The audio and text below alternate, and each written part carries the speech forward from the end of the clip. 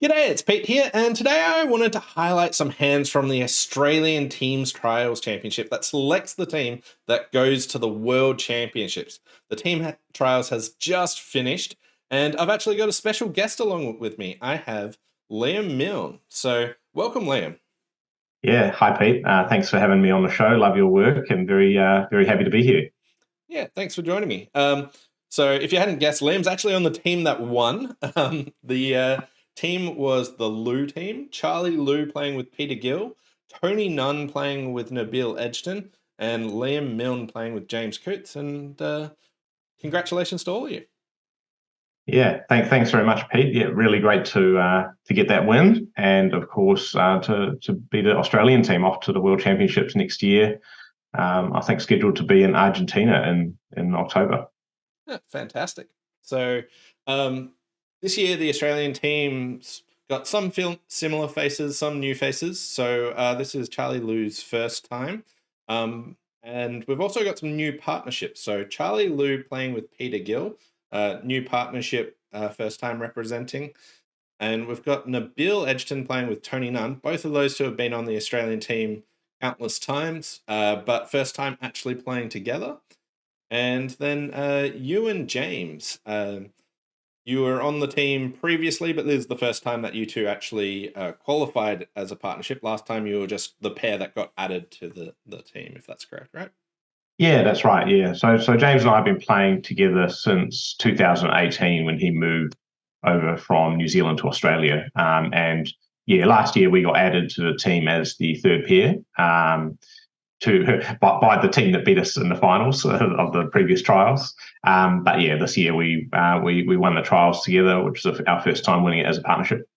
Yeah, and we continued the trend of getting some good New Zealand players to actually bolster the Australian team, which is fantastic. Absolutely, yeah. Where would you be without us?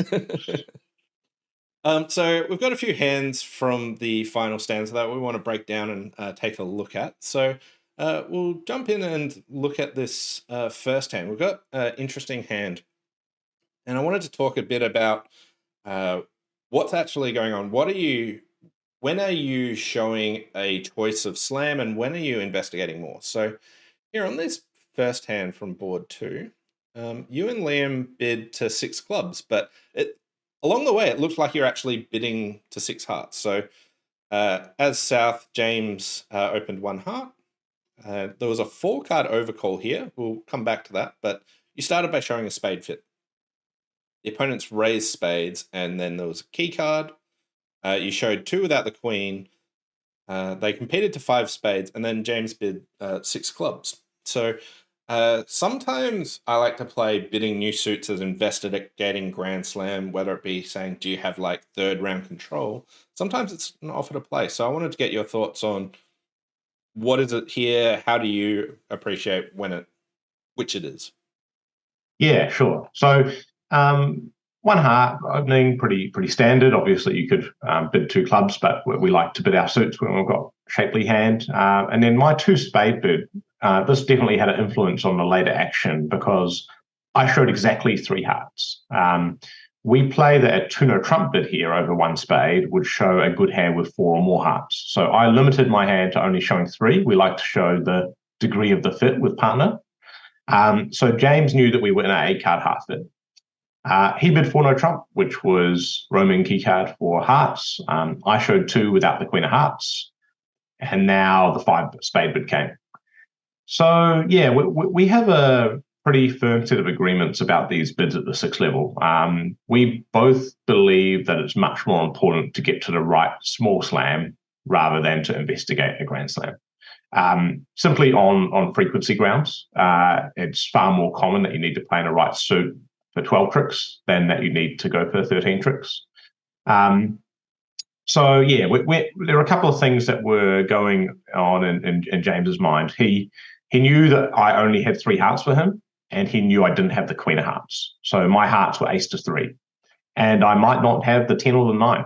I had the nine from this time, but he knew that the heart suit was quite shaky. At the same time, he had a very powerful hand overall, so he was definitely going to play in a slam. Now, over five spades, he decided to bid six clubs as an offer to play. And it's pretty unusual that you find the suit that you're going to play in the first time at the sixth level.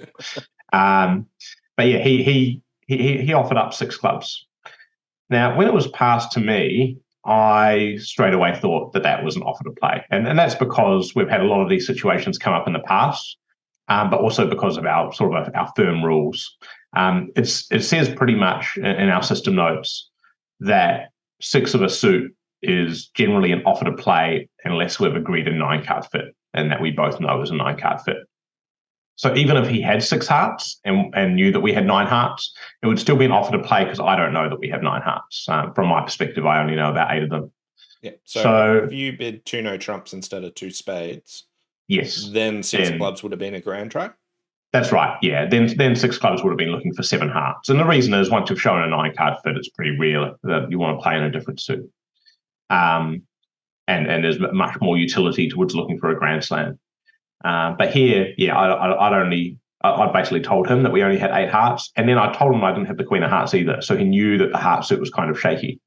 Now, it's not hard to imagine a hand where 6 clubs is going to be much better than 6 hearts. So, for example, if I had a 4th club, now 6 hearts is close to cold, where 6 clubs is close to cold, whereas 6 hearts you're going to go down on a bad trump break.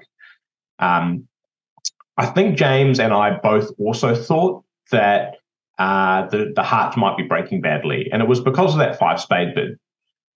It's pretty unusual to bid 5 over 5, and when Shane Harrison made that 5 spade bid, I certainly suspected that he might have a singleton heart and that he was offering up a possible 6 spade sacrifice if his partner thought that looked like a good idea. All of the bidding that was going on suggested that the hearts might be breaking badly. They weren't this time, but there was a heart loser if you took a finesse and hearts.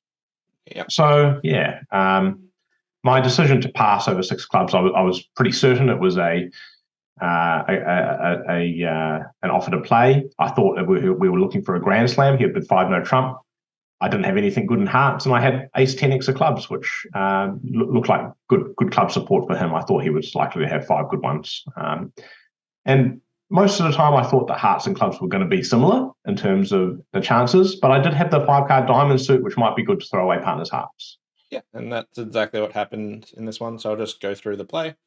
So they let a spade, and they start drawing trumps, but then take the diamond finesse. On this one, you largely need either the heart finesse to work or the diamonds to come in. So he took the diamond finesse, which lost, and then roughed the spade return, drew another trump, kept going, and now after ace of diamonds, before committing to the heart finesse, he first wants to see does that 10 of diamonds fall. So he played a heart over, and now when he plays the queen of diamonds, you can actually throw all the hearts away. Whereas if you were in 6 hearts, you needed either the diamond finesse to work or the heart finesse to work, as well as just not having 2 heart losers. So 6 clubs definitely the better slam here. Yeah, and I think we would have gone down in 6 hearts almost certainly. We would have lost a heart and a diamond. Yeah. Whereas 6 clubs had that extra chance. It was much better contract. It was really nice to find that one in practice. I was super impressed with James's 6 club bid. Happy I found the pass, and yeah, we were luckily the diamonds broke, so that extra chance came in. Yep, and then just talking about the East-West bidding here, Smith came in with a 1 spade bid, just a 4-card overcall. Usually an overcall would show 5. Here, there's a couple of things that might have led him to actually bid it. Firstly, if you ever have it are doing a 4-card overcall, it should always be a really good suit. And he's got king, queen, jack, which is good. The vulnerability is another thing. He's not vulnerable here. And the final thing to mention is partner's actually a passed hand. So you often think that if they're a passed hand, things aren't going to get out of control. I bet he wasn't thrilled about getting to 5 spades after making a 4-card overcall. But what are your thoughts of the overcall here? Yeah, I like it, the 1 spade bid. It's a nice bid to make because when you're at favourable vulnerability, not vulnerable against vulnerable opponents, and partner's a passed hand, there's a license to act. It's also much more likely that the opponents are going to end up playing the hand, and so if I'm going to end up playing a hand as North. Smith would like his partner to lead a spade. Like, for example, if I'm going to end up in 3 no trumps, it would be really nice if his partner led a spade. So directing that lead with the 1 spade bid. Occasionally, partner will bid some spades and take up some room, but the risk is relatively low at this vulnerability. So, yeah, I like his bid. Yep. So if we jump over to the other table, they had a slightly different option. Nabil Edgerton actually started with 2 spades, and then Doki jumped in with 4 clubs. This 4 club bid here is Leaping Michaels, which showed like a good hand. It was forcing, and it showed a 5-5 shape. It showed clubs and hearts, and quite a relatively strong hand, sort of a 15 plus is how I usually play it. And then Tony bid 4 spades, and Will Generoshe's got this nice hand. He's got 2 aces for his partner. Quite, they're very crammed for room. So he bid 5 no, which looks like pick a slam. And Mike thought he had a bit extra, so he hasn't shown that his hand was 19 points. And actually tried 7 clubs, which on this layout is completely doomed. Needs basically 7 clubs needs both finesses to make more or less, right? Yeah. So not particularly a good contract, but what are your thoughts on this auction? Yeah, so I mean, first thing is Nabil's 2 spade opening, which created a whole set of problems for North-South. I don't think 5 years ago that this would be standard, but in sort of top modern expert bridge, it's becoming more and more common to open this hand 2 spades. And obviously the main thing is that your partner knows what you're doing and knows not to bid too much. I really like it, and mainly it's based on the favourable vulnerability. If he was nil-val, he wouldn't have opened this hand 2 spades. If he was vulnerable, he definitely would not have opened the hand 2 spades. Yeah, so some people might be a bit shocked about how bad the preamps can actually get. They might look at this and think this is not even within the realm of a preempt. But for me, like when you're favorable vulnerability, you're not vulnerable. The opponents are sort of anything goes is my sort of theory. And this sort of highlights, well, he's got a couple of 10s. I guess that's something going for it. But yeah, he's got a 6th spade. He would definitely open 2 spades at some with some hands in this position with 5 spades. Yep. So the fact he's got a 6th spade gives him a little bit more safety. But the main thing is just that vulnerability. Even if the opponents double you and you go 4 down, for 800, they can make 3 spades and you're playing 2 spades doubled. 800 is not a disaster against their vulnerable game or vulnerable slam. So he's just abusing that vulnerability to create a problem for the opponents. And if you look at what happened, when Doki bids 4 clubs, straight away, North-South are in a position which is very rare, like Leaping Michaels overcalls come up, not very often, a couple of times a year at most. And the follow-ups over 4 clubs are, mostly not known or not agreed.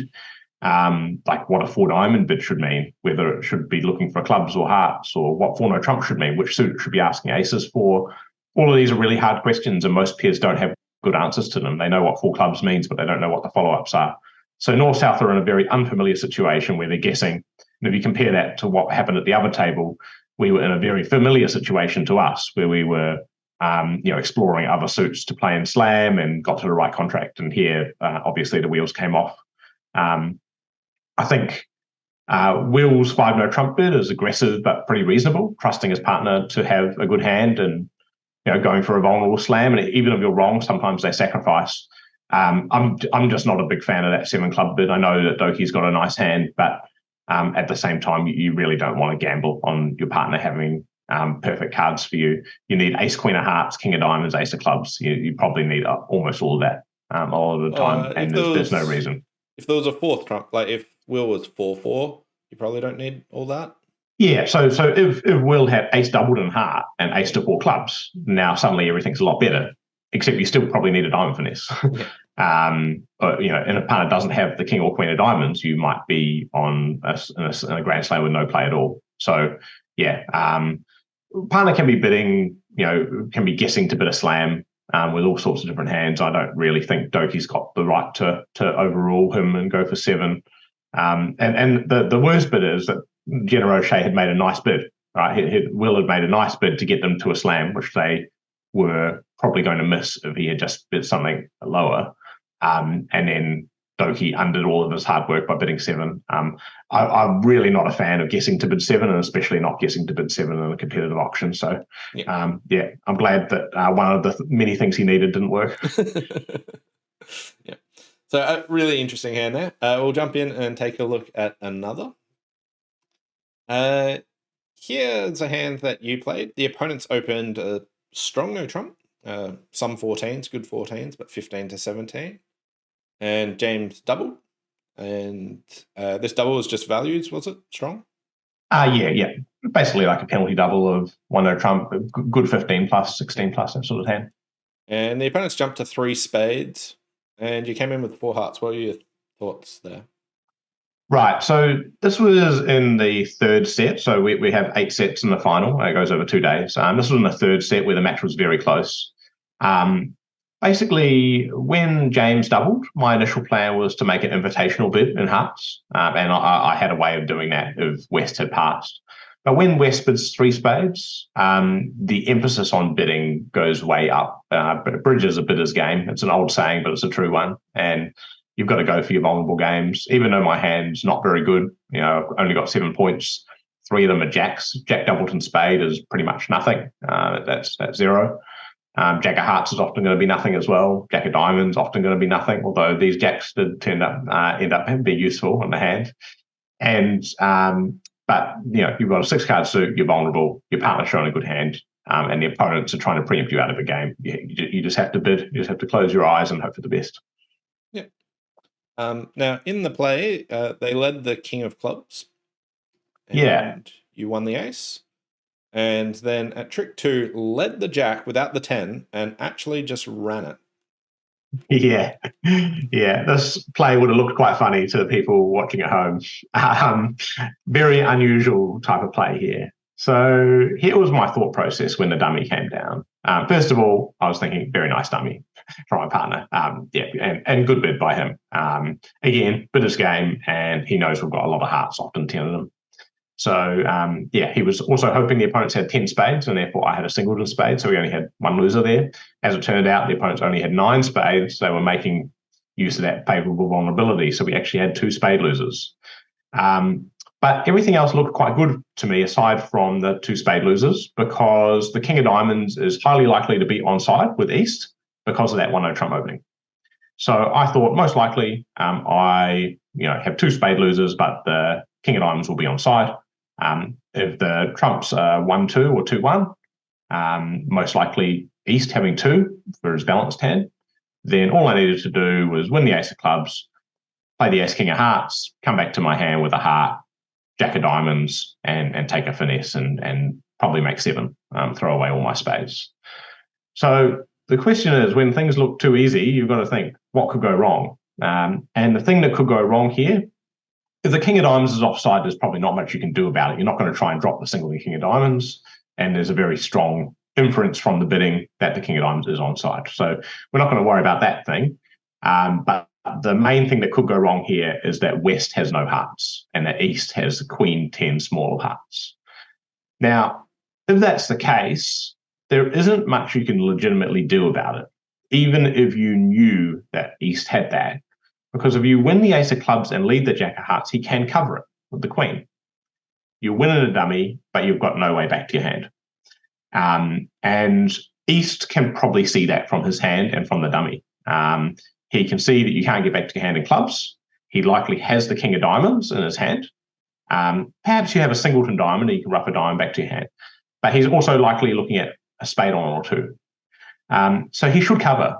But most people do not cover in these situations. They think that you're trying to trick them or trying to get them to cover, to help you out.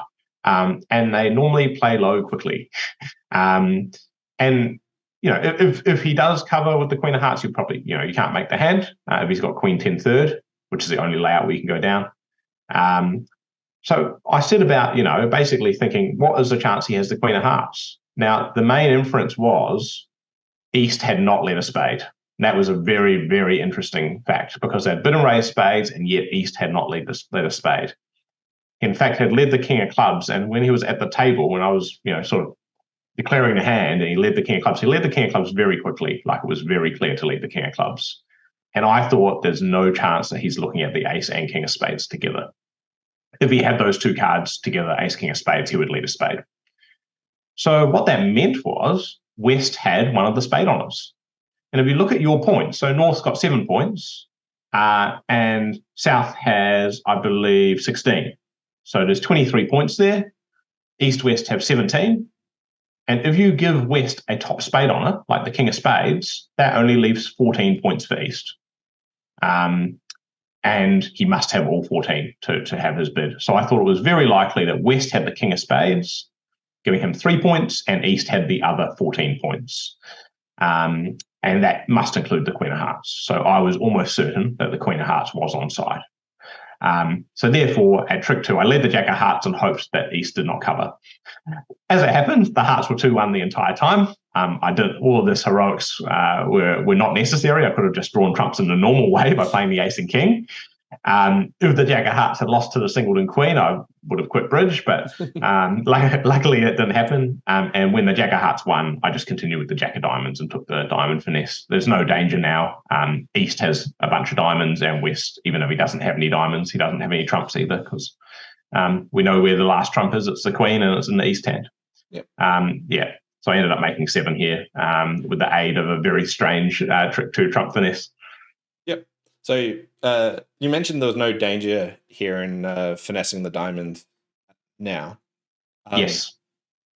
I was wondering why you didn't, if I just backtrack, play the jack of hearts and put the 9 under. Yes. So you're right, and I probably should have done that, except it almost certainly doesn't matter. Because if the trumps are 3-0, then we're going to be playing the jack of diamonds next. Yeah. And if the trumps are 2-1, then we're going to be playing the jack of diamonds next anyway. So we don't need a late entry to get back to our hand in diamonds, because we're going to do it straight away anyway. Yes, on general grounds, it would be right to unblock that 9 of hearts just to make sure you've got the 3 left to come back to your 4 for an entry. In practical terms, on this hand, it's not going to matter, no matter what the layout. What if diamonds are 4-0? If diamonds are 4-0, we're going to lead the jack of diamonds, and then we're going to trump a diamond, basically. And then, we're going to set up the dummy and then get back to dummy eventually with the hearts. And the other table here didn't get to 4 hearts. It's after a strong no trump, it's often difficult to bid these games.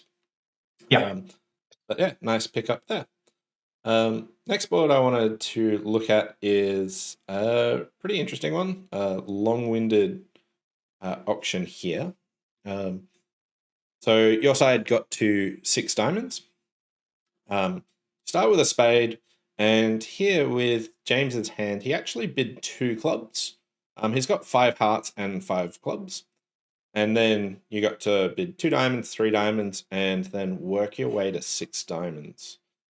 The other table here started with 1 spade. They bid 2 hearts, and then it was a 3 diamonds and 3 no. So can you talk me through the difference of like the 2 club bid versus 2 hearts? What are your thoughts there? Yeah, so of course I opened a spade with my 5-5 shape, and one of the things that you get taught early on in bridge, that when you have 2 5-card suits, you bid the higher one first, and that'll leave you room to bid the lower one next time, and then partner can go back to your first suit at the same level. There's lots of advantages to bidding the higher of 2 5-card suits, and it's something which you should do almost every time. But looking at my partner James Coots's hand in East, he did not respond the higher of his 2 5-card suits, he bid the lower. So there were multiple advantages for him to doing so, and I think he made a really nice bid. There's an old quote that's attributed to, I think, Terence Rees. He said, "Don't bid bad suits on good hands." And I'm a big believer in that as well. The reason you don't want to bid bad suits on good hands is that when you have a good hand, you're often looking for a game or a slam, and you don't want to be in a dodgy slam with a bad trump suit. It's a very, very similar theme to why we ended up in 6 clubs instead of 6 hearts on the first board that we looked at. We wanted to be in the better suit when we were playing a slam. So here, what James thought was, if he bids 2 hearts, he's going to get supported by me whenever I've got 3 hearts, because I know he's got 5. And we're going to end up in hearts. So it's going to be very, very hard for us to get out of hearts as soon as we've both announced that we have a heart bid. He would like to be in hearts, but only if I have 4 of them. And if he responds two clubs, he's going to hear whether I have four hearts straight away because I'm just going to bid two hearts. And then he can agree hearts and we can still get back to hearts. If I only have three hearts, there's many hands where we would like to be in a different suit. So, for example, imagine that my shape was five spades, three hearts, one diamond, and four clubs. Got a four-card club suit for his much better clubs. We'd probably want to be in six clubs if we're going to play in slam rather than six hearts. And then he might be able to throw away the hearts on a different suit, and maybe my spades. So he started with two clubs. And the other really good advantage on this hand is it gives you a lot more room. One spade, two hearts takes up a lot of shape, a lot of room, a lot of space, and the auction gets quite high very quickly, especially if partner now bids three diamonds. Now you're in a really tricky situation. The way we bid the hand was he responded to two clubs, heard me bid two diamonds. He bid two no trump. We were already in the game for, so he was just bidding two no trumps as a waiting bid. He didn't want to bid two hearts. That would not show hearts for us. It would be like a fourth suit forcing type maneuver. So he bid two no trumps, waiting to hear more, and that let me show my shape here. And now he knew I was 5-5 when I bid the diamonds again. So now he was happy to agree the diamonds and go look for a slam and diamonds. If you flick over to the other table and see what happened there, so Shane Harrison responded two hearts, normal sort of bid the higher of two 5-card suits. Matt Smith bid three diamonds, showing his diamonds, likely a 5-5 shape, but could be 5-4 and extra points. And now Shane had a really difficult guess on the East hand. It could be right to play in diamonds, but you don't know the partner has five of them. You're interested in playing clubs, but you've never bid them, and you now cannot get to them because you've bid three other suits. You're never going to play in the fourth suit, most likely. You don't know how many points partner has. It's all just a big mess. And he bid 3 no trumps, which was a guess, and the guess worked out badly. Yeah.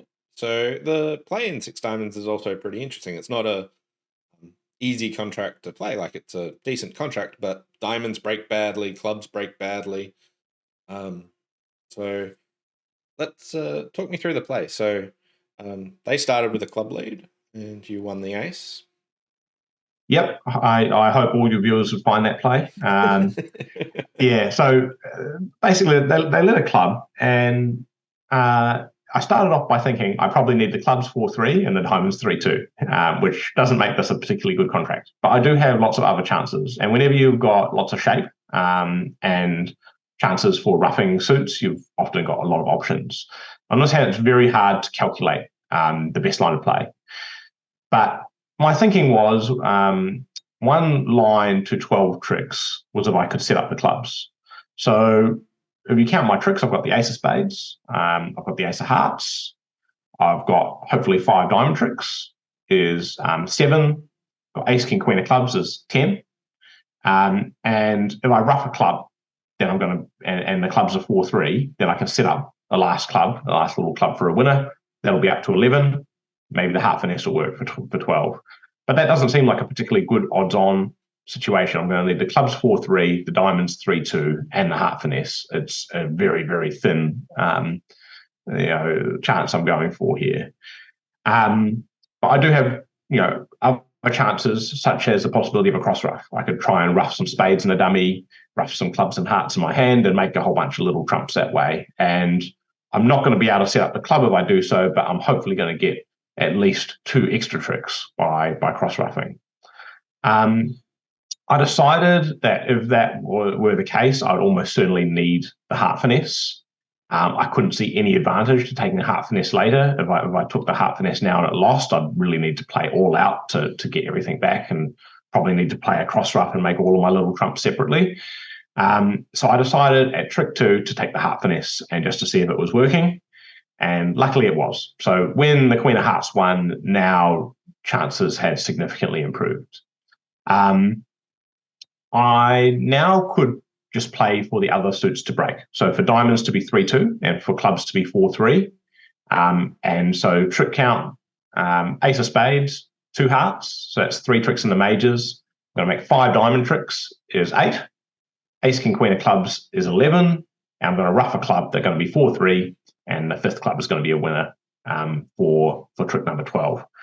So at trick 3, I played a diamond towards the dummy. My plan was to win the diamond, rough a little club, and then play queen of diamonds, diamond to the dummy. Hopefully they break, hopefully clubs break, and everything's good. Now, Andrew Spooner contributed the jack of diamonds on this trick. This will be a very unusual and hard to find false card from Jack Doubleton. It's possible that he would do this just to sort of, he can see that I'm about to make the contract and he wants to stir the pot a little bit. But I felt at the table that the diamonds were most likely 4-1. And now the chances of setting up the clubs and everything working like that, none of that's going to come true because I'm not going to be able to draw trumps and get back to the dummy and cash the clubs. There's still going to be a trump out. So I needed to readjust the strategy now and revert to a different strategy of going for a bit of a cross ruff scenario. So need to play the king and queen of clubs now and see how many of those are winning. And when I played the queen of clubs, South roughed in. So now I know the diamonds are probably 4-1 and the clubs are 5-2 and the queen of clubs is no longer a winner. It's just been trumped. And I cannot discard on this trick and then hope to ruff my other two spades, because if I discard, Marky will play a trump and that will kill my cross ruff. It'll prevent me from ruffing one of my spades in the dummy, and yeah, I'm not going to be able to make the contract. So I over-ruffed at this point with the 10 of diamonds. Now, my plan here, I've got the ace of spades and 3 more spade losers, and I can only trump 2 of them in the dummy. So my plan is either to make all of my trumps separately and then just lose a spade at the end, or to do a trump coup where I basically, there's 3 cards left. And I've got a losing spade and queen small and diamonds in my hand. The leader's in the dummy, and I play something from the dummy.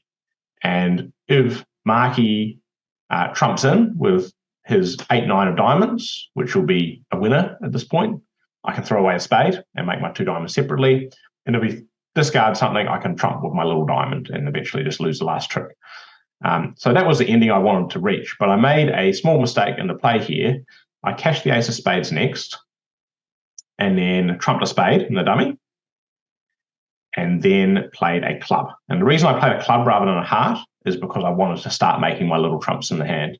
But I had not factored what happened if Phil Markey trumped in at this point. And if he had trumped in, he would have defeated the contract. If he trumps the diamond with the diamond, I cannot let him win the trick, because if I let him win the trick and throw away a spade, he'll just play another diamond, and that'll get rid of Dummy's last trump, and I'll have a spade loser at the end. If I over trump his diamond and then trump a spade in the dummy, I've got a diamond loser and I've got a spade loser. So I have to go down 1. So if he trumps, I'm going to be beaten. But luckily, he didn't trump. He threw away a heart. I trumped in with a diamond. Now I cashed the ace of hearts, trumped a spade in the dummy. And if you look at the last 3 cards, this is exactly the situation that I was hoping for. I've got queen and a little diamond. He's got 9 out of diamonds. Between them, it's going to be a trick because I've trumped with the ace and king in the dummy.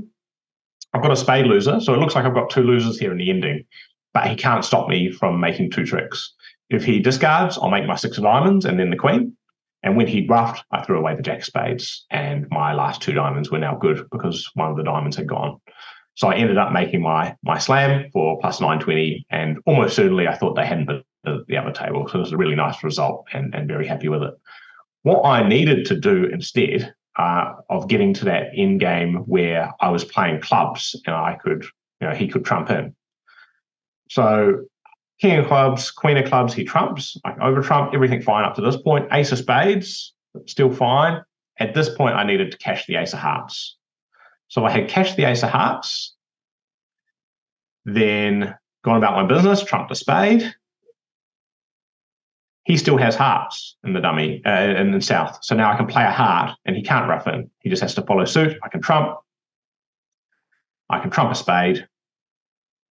And if you look at my last 3 cards, I've got that winning ending that we talked about.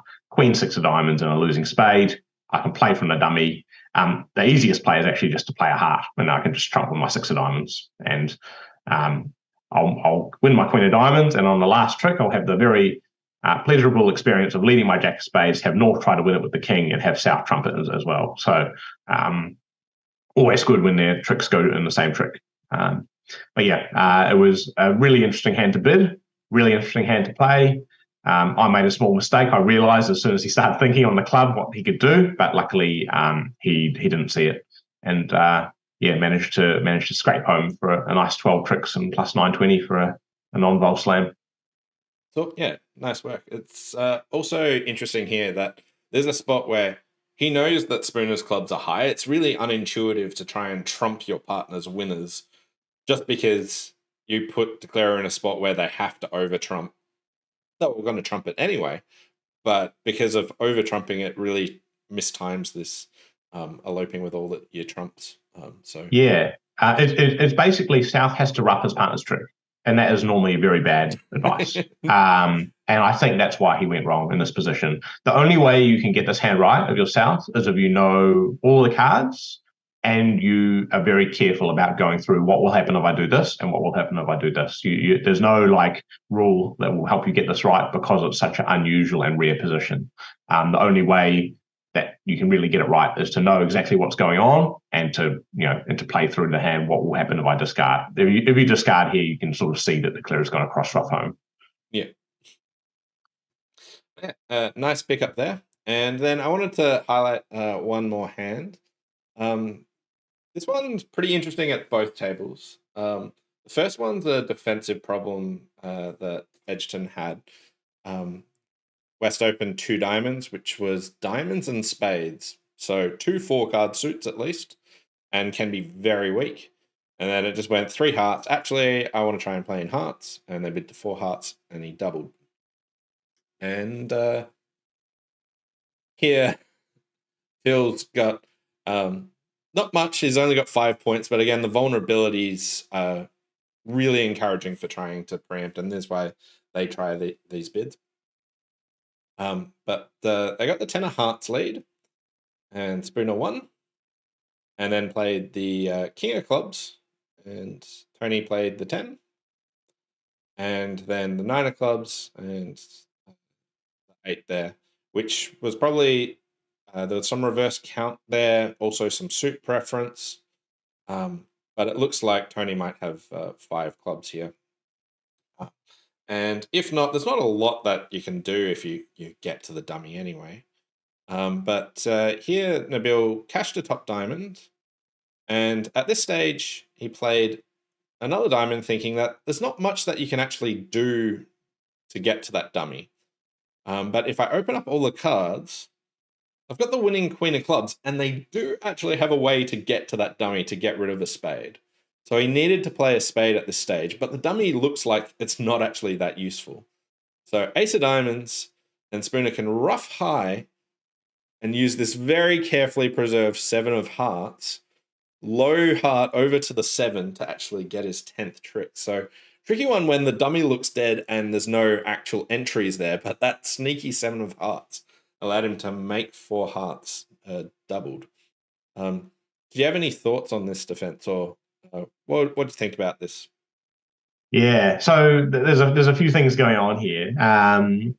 Tony's decision to lead a trump, he thought, they had, most of the other suits covered, and any other suit might be, too aggressive, might give away a trick. So he chose to lead a trump. Normally, when you have 2 trumps, the advice is to lead a low one because the big one might be useful for later on. Leading top of a doubleton, you don't really need to do that in trumps. The reason he led the 10 of trumps here was probably as a suit preference signal. Some pairs play suit preference in the trump suit. You can use worthless little cards to play high-low. And if you play high-low, you're signaling for the higher suit. I say worthless little cards because obviously the 10 of hearts was very useful here. It was the card that was preventing the 7 of hearts being an entry. So now the 7 of hearts was an entry, but only Tony knew that. He suspected probably that the declarer had 8 hearts and that Nabil had played his only heart, but Nabil did not know this. King of clubs at trick 2 from declarer didn't draw the other trump because he needs that 7 of hearts as an entry. And Tony played the 10 of clubs. Nice clear signal, showed an odd number of clubs. So that helped Nabil to hold up. And Nabil also gave count to help his partner count the hand. 9 of clubs through. Tony's already given count. It's clear from looking at the dummy, it doesn't. His cards are not useful in clubs. So he played another high club again to signal for spades, to show his partner that he had the ace of spades. Now, Nabil at this point led the king of diamonds. And when it wins, it's very likely that Nabil has the ace. So he should be asking for count here. And Tony dutifully played a low diamond, showing an even number of diamonds.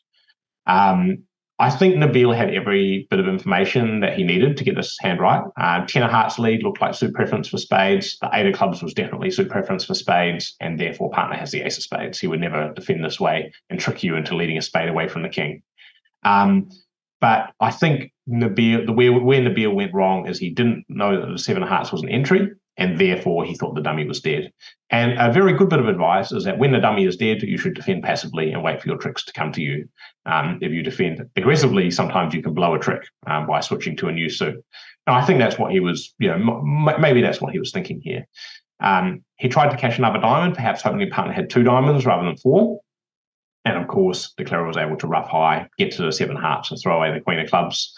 I did talk to Nabil about this hand afterwards, and he was extremely disappointed with his defense, as you would be, right? It's pretty hard to let 4 hearts doubled make on this hand. But yeah, when the opponents have a long suit and lots of shape, these sorts of things do happen more often than they should. Yeah, but I find it really interesting for just the dummy looked.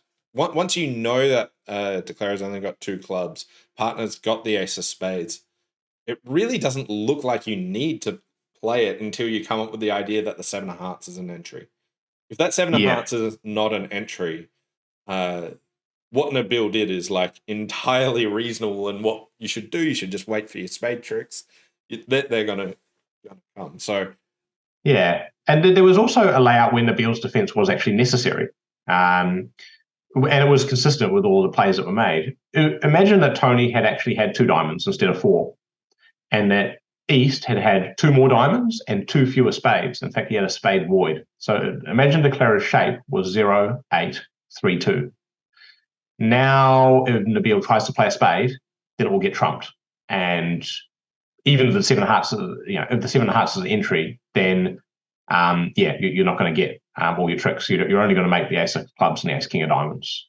And so Nabil's defense was necessary when declarer had 3 diamonds and partner had 2, instead of declarer having 1 and partner having 4. So that was definitely a layout that was possible where his defense was necessary, and you need to play ace king of diamonds and a diamond for partner to trump, and that would be your 4th trick. And, partner would still have the ace of spades on this layout and would have signaled for spades at every opportunity, and it would still be wrong to play a spade because declarer didn't have any spades left. So that was probably the layout that he was actually playing for. I think the argument against that is that it's much more likely that declarer has 1 diamond than 3 when they've got a long heart suit. Obviously, any suit that you look at, partner's going to have length and declarer's going to have shortage when declarer's got the 8-card heart suit. So I think there was a bit of a clue here. Yep. Is there also? Oh wait, no, I was thinking if East has 3, but you would still be okay if partner had the queen of diamond. Exactly, yeah. So you would be playing basically partner declarer to have queen to 3 diamonds, or yeah. So this auction at the other table, quite interesting. Do you want to talk me through your thoughts here? I was hoping you weren't going to bring up this hand, Pete. So I was a dealer and I opened the bidding 1 spade. Traditional 1 spade opening? Yeah, a little bit shaded even by modern standards. This was not systemic. This was not part of our agreements. This was basically an out psych. I was showing 5 spades and 10 plus points, and instead I only had 4 spades and I had nowhere near opening values. And I think most of the viewers at home looking at ViewGraph would have assumed that it had gone past 1 spade and that the operator had missed a pass, the ViewGraph operator. But instead it was me who opened 1 spade. And yeah, it's obviously not standard, and it's not something I would recommend any of your viewers do to make a psych, especially as a dealer. It's a situation which I've thought about a bit, and I'm okay with. I'm okay with getting a bad score from it, and very occasionally opening this hand with a psychic bid. I do it so rarely that my partner will not expect it, and that it's not part of our agreements. I might make a bid like this once a year or so. I thought it was the time and the place to do so, so I decided to open a spade. And my plan here is basically to try and talk the opponents out of their vulnerable game. which I thought they were likely to have. What North had a sorry sorry. to interrupt, but what were your thoughts about the time and the place? So, what about the event? What about the match situation, vulnerability, Okay, that sort of stuff? yeah. So we had a bit of a lead at this point. I didn't know how much of a lead we had. You can see down in the bottom left of the screen that we actually had a sizable lead, 66 imps before this hand. I didn't know that we had such a big lead.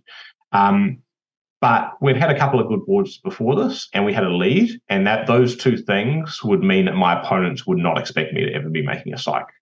So those added, basically those factors added together to make it that my bid was more convincing, and that they'd be more likely to believe my bid as being normal. If I were down heavily in a match, it might be the bid I might make, but they'd be much less likely to believe me and more likely to think that something fishy was going on. Yeah, I also believe that if you've got a brand of bridge that you like to play and that if you're an aggressive player, you shouldn't stop doing that when you're playing in a high stakes situation. You should, in fact, do even more of that. Far too many players, when they've got a lead in a match, are happy to sit back and let the world go by and try to protect their lead. As we're recording this, Australia's just won the Cricket World Cup. And Pat Cummins, the captain, he had a line in one of his press conferences. He said after the first two matches, which Australia lost, it's the World Cup. You have to go out and get it. You can't sit there and wait for it to come to you. And I've always played that brand of bridge. And hence I came up with a bid, which probably no one else would find. I don't know if it was a good bid, but it's a bid I found at the table. So I opened one spade, and Matt Smith had a tough problem. Whenever you've got a good hand and you've got length in the opponent's suit, it's often hard to show these types of hands. A double would be a big error because that would show that he wanted his partner to bid the other suits, like hearts. So the options are pass or 1-0 trump. I don't think 1-0 trump is a particularly good bid here because it's flawed in three different ways. It's flawed because it's unbalanced, and partner will transmit a hearts with 5 of them, and you've only got 1. It's flawed because it's below strength. Partner will expect 15 to 18, and you've only got 14 points. And it's flawed because it's got so many cards in my suit, like 5 cards against my suit. It's less likely that you can make something, and it's more likely that you want to defend. So I wouldn't have chosen 1-0 trump, but he chose this bid because he was trying to get into the auction, get his side to a vulnerable game. James Coots, he doubled 1-0 trump. I think it's a good double. He has 8 cards in hearts that he can cash against 1-0 trump. And he can't bid 2 hearts because 2 hearts would not be forcing. When you have a good hand, you have to start with a double over 1-0 trump. Shane must have been wondering where on earth all this bidding was coming from as South. His partner was telling him he had 15 to 18 points. I was telling him I had 10 plus points. James was telling him he had a good hand too, and here he was looking at 7 points. So we go through and count up all the points that are being shown. I'm showing 10 as the dealer. His partner's showing 15, and James is showing at least 10. So that's 35 points out there, and yet he's got 7 points. So there's a minimum of 42 points in this deck, apparently. Anyway, he decided just to show his hand by redoubling, just showing a good hand and saying that it is our hand to play. The double is not, it's not going to be successful. And if all I had done at this point was pass, it would have been a beautiful result because it would have gone pass, pass, pass, and James would have got to cash out his 8 hearts against 1-0 trump redoubled. Of course, I was a bit nervous about defending 1-0 trump redoubled when I had 5 points and had opened the bidding, and my partner was trusting me to have a much better hand. So I ran to 2 diamonds, which is, it's a bid that's saying I'm not happy to defend 1-0 trump redoubled. I have a weaker hand than you might expect. When this went pass over to James, he now started looking at what the opponents were showing as well. So Matt had shown 15 points, and Shane had shown at least 6 or 7 points. So he can work out actually that I do not have my bid. He can work it out not because we have any agreements or that he's seen me do this before. I've never made this specific psychic bid before in my life. But he could work it out from the auction. You can trust your vulnerable opponents to be telling you, what's in their hand. So if North has 15 points and South has 7, that's 22 points. He's got 14. That's 36. I've got at most 4 points. I actually had 5 because North was a point short. But he can work out that I do not have an opening hand and that the opponents have all the points. And therefore, instead of being aggressive and bidding 3 hearts or 4 hearts, he went low and bid 2 hearts, hoping to get doubled there, hoping that they would be thinking that, we're on the run. Harrison didn't want to give up on his vulnerable game at this point. He thought, his side could still make a game, possibly. His partner's got 15 to 18 points. He might be able to, make a 24 or 25-point game. So he continued with 2-no trumps, inviting game. And of course, Matt turned it down. And James made one more good bid on his hand. He did not double 2-no trumps, even though he knew it was going to go down. He thought that the opponents would certainly run. And in fact, over 2-no trumps, North had actually thought about bidding something. He pulled out a card and placed it back. So James knew that if he doubled 2-no trumps, the opponents would run somewhere. Probably both opponents would think about running somewhere on this hand. So he happily passed out 2-no trumps and cashed his 8 heart tricks to get it down 3. That was plus 300 for us, and what I thought was a good score, but unfortunately teammates were minus 590 against 4 hearts doubled, so we lost 7 imps, but still a pretty good result in the hand, and I was happy not to get punished for my psychic 1 spade opening. I do find it interesting that an interesting idea of when your opponent's psych, what happens to your mentality is that you feel like you're being robbed. Yeah. So how do you try, often people will push even harder because they feel like they've been psyched against. So should Harrison be bidding 2-no trumps or not after he's already redoubled? It's pretty iffy. He's already shown a reasonable hand. But once you think that maybe the opponents have psyched or are trying to rob you, you sometimes overcompensate. And it's hard to try and not do that, basically. Absolutely, yeah. People are not very good with dealing with psychs. They're a very rare situation, and people overreact generally. And they also react emotionally. Psychs are part of the game. Many people don't think psychs should really be a big part of the game, but they are, and they're legal. And when they happen, people can react very negatively to them. I think in this situation, I don't think either Matt or Shane felt emotionally about the situation, but I do think that they were overbidding to compensate. And I think having redoubled already, Shane doesn't need to bid again, because if his side belongs in game, his partner's heard his redouble already, and they're going to get to game anyway. His partner's going to keep bidding. This time, his partner probably would have passed out the hand in 2 hearts. And yeah, we would have had an okay score for 2 hearts making 3, because we can't make a game. We've avoided playing a 4 hearts and going down 1. But we wouldn't have had a fantastic result of beating 2-no trumps vulnerable 3 tricks. So I totally agree with you that if psychs didn't work, people wouldn't do them. And this hand was just another example of the opponents sort of failing to adequately deal with it. Both North and South were guilty of overbidding here because they thought that they were being robbed. Yeah. Anyway, thanks for joining, Liam. These are some of the hands I thought were really, really interesting from the Australian trials. I hope you all enjoyed the analysis of them, and good luck to you and your team over in the World Championship. Yeah, thanks very much, Pete. Very, very happy to be here with you today, and thanks for taking me through some of these hands, and some good memories in there, and looking forward to next year in the green and gold. Yeah. Thanks all. Bye for now.